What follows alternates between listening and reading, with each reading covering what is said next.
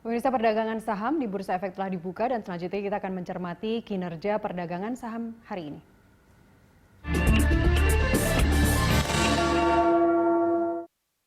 Untuk mengetahui pergerakan saham hari ini, kita akan membahasnya bersama senior analis dari Infovesta Utama, Praska Putrantyo. Selamat pagi, terima kasih Praska sudah hadir. Ini menarik ya, kita kemarin ada pengumuman BPS bahwa ekonomi Indonesia minus 5,3%, IHSG kemudian ditutup tetap naik begitu, hijau gitu. Hari ini dibuka juga hijau begitu. Ini sudah sesuai dengan prediksi dari para analis atau seperti apa? Kok kayaknya tenang-tenang aja nih IHSG? Ya, memang pergerakan bursa kita cenderung lebih sudah mengantisipasi ya pada perdagangan di awal pekan ini yang sempat terkoreksi hampir lebih dari 3% di saat pembukaan dan kemudian kembali sedikit menguat ke level ke minus 2,7%. Nah, menurut saya memang perkiraan kontraksi yang terjadi di kuartal 2 ini sudah inline dengan perkiraan para analis juga di kisaran minus 4 sampai 6%. Dan investor sudah siap-siap ya? Dan investor sudah cenderung wait and see ya di pekan sebelumnya pasca rilis dari GDP Amerika Serikat yang merosot sampai 32% secara kuartalan seperti itu. Dan ini bisa diperkirakan, bisa terlihat juga bahwa pasca rilis kinerja emiten yang juga mengalami penurunan sepanjang kuartal 2 yang beberapa sudah dirilis, sudah mengindikasikan bahwa memang performa ekonomi kita di Q2 ini juga akan ikut mengalami kerusuhan. Tapi bahwa angkanya sampai 5,3% itu sesuai ekspektasi, sampai range-nya berapa sih sebenarnya ekspektasi yang sudah diprediksi oleh para yang udah siap-siap oleh para investor ini? Secara range-nya memang di kisaran 4,6 sampai di 6,2% ya secara kontraksi, dan rilis di 5,2% memang dikontribusi oleh kemerosotan pada konsumsi juga masyarakat 5% dan juga spending pada government juga sekitar 8%. Ini memang sangat mendrag down sekali pada GDP kita yang merosot di kuartal 2 ini. Oke, artinya 5,3% ini memang angka yang sudah diprediksi ya, makanya terus kemudian kalau IHSG hari ini seperti apa? Untuk perdagangan hari ini kita perkirakan pasar tetap akan bullish ya, meskipun bullishnya tidak sesignifikan kemarin karena sudah cenderung rally dalam 3 hari berturut ya. Lebih merespon pada harapan dari vaksin yang mulai bermunculan ya di Amerika Serikat dari perusahaan farmasi di sana seperti Johnson & Johnson yang juga merilis bahwa ada peluang positif, dan samping itu juga paket stimulus di Amerika Serikat juga yang dimana ini akan diharapkan bisa menopang ekonomi di sana, terutama pada tunjangan untuk pengangguran yang masih dalam pembicaraan seperti itu.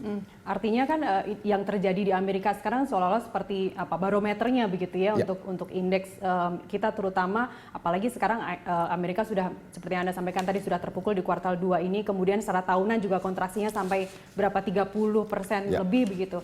Kalau lebih melihat ke regional seperti apa imbasnya langsung kepada indeks? Ya, sebenarnya secara regional dampaknya juga positif ya. Memang ada beberapa yang indeks yang bergerak variatif, namun secara mayoritas masih cenderung positif. Kenapa? Karena masih melihat harapan dari stimulus tersebut bisa mengerek pada ekonomi yang mulai saat ini cenderung bangkit ya. Bisa kelihatan dari indeks manufaktur, maksud saya sektor jasa di Amerika Serikat ini mulai kembali naik dari ekspektasi ke level 58, dan indeks manufaktur kita pun secara PMI memang meskipun masih di bawah 50 namun tetap sudah recovery ya ke level 49 per bulan Juli. Artinya meskipun secara rilis data makro terakhir GDP pada lesu ya, paling tidak sektor-sektor real memasuki kuartal 3 ini, akhir kuartal 2 masuk ke kuartal 3 diperkirakan mulai akan membaik semua. Termasuk juga sentimen positif dari adanya rencana pertemuan Amerika Serikat dengan Tiongkok nanti Agustus ini ya. Ya, itu menambah katalis positif baru paling tidak untuk pekan ke depan. Kemudian kemarin kan ada kunjungan dari Pak Erick Thohir ke Bio Farma. Tentunya tadi kita lihat top gainers juga banyak didominasi oleh farmasi begitu. Seperti apa pengaruhnya untuk saat ini sampai ke minggu depan lah katakanlah untuk sektor farmasi?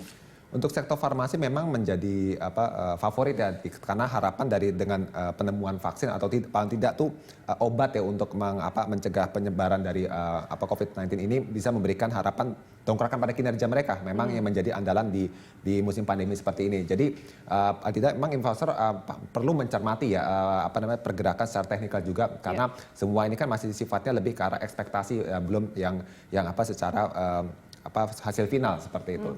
Selain sektor farmasi yang Anda rekomendasikan untuk hari ini?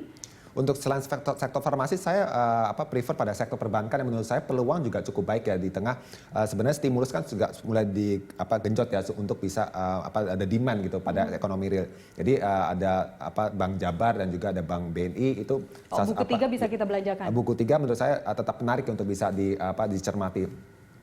Oh baik, terkait dengan CPO, harga CPO yang terus naik, sahamnya seperti apa untuk hari ini?